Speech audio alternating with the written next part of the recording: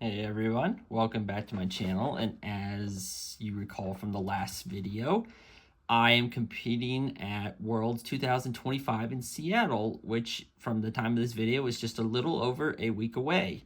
What I have in front of you are the events I'm competing in, along with the mains for each event I'll be competing in. I have 3x3, 3x3 one-handed, Pyraminx, and Megaminx, all of which have been lubed with Traxxas 50K. And I will start with the 3x3, which I have again 12 MagLev I use for a main for the 3x3. I've used this cube for every competition I've been to this calendar year. My goal for this event is to do a sub 9 average of 5. I've had more sub 10 official sub 10 average of 5s with this cube than any other one, so I'm liking my chances for Worlds to get a sub 9 average of 5. I'm capable of sub 8, but I don't want to get too far ahead of myself. But of course I will be gunning for sub 8 as well, but sub 9 would be a win. For 3x3 one hand, I had the Moyu Weilong GTS VII. I have a 16.21 average of 5 official average. My goal is to make it sub 16 and maybe even sub 15 for one hand.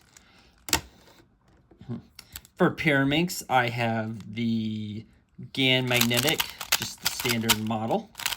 My goal is to have sub 4 average of 5, but not only that, to break my long-standing official average of 5 of 3.72 seconds, which, if you guys have been around long enough, was the average of 5 that won me the Heartland title for this event back in 2017.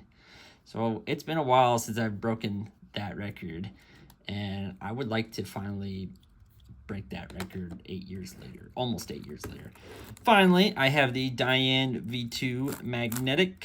I've been using this for a little over a year. Some people have asked me to switch, but I really like the way this thing turns. And today, it's the best I've done on Megaminx.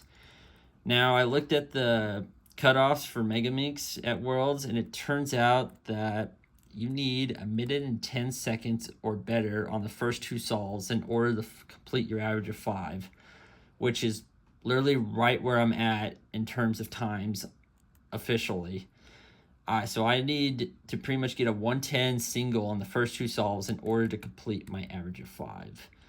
My goal would be to get around 110 average of 5. I have a 113, so I'd like to reduce that if possible, as well as maybe even get a sub 1 single if I'm really trying.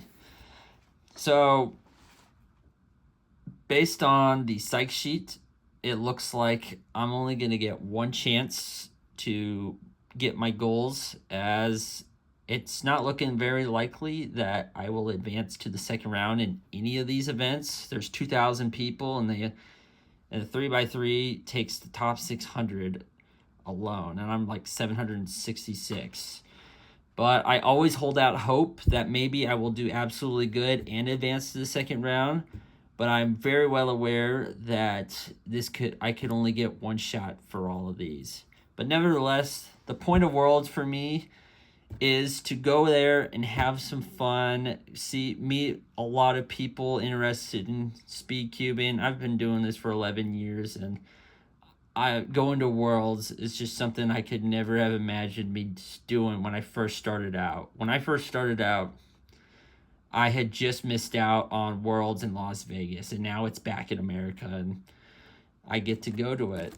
So I'm just very excited that I get to go to it. I get to see what's probably the best of the speed cubing world, and I get to have Seattle.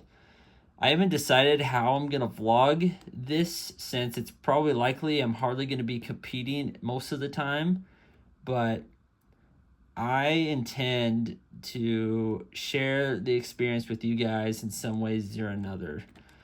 So this has been my video about my mains for Worlds. I hope to see you guys there, and see you next time, which will be when I've competed at Worlds. Thank you.